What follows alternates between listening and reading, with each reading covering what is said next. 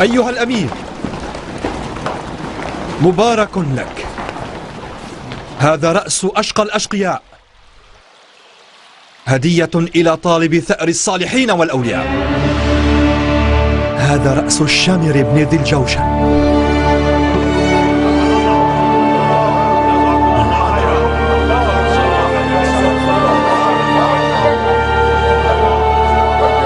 بارك الله بقاتل الشمر اللعين. لقد أحسنت أيها البطل، نصرك هذا فتح وفيه سجدة شكر.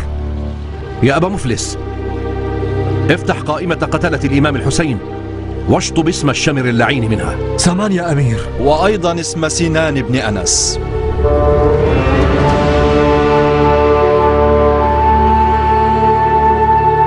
يبدو أنك تريد أن تسجل فتوح القيام كلها باسمك يا كيان.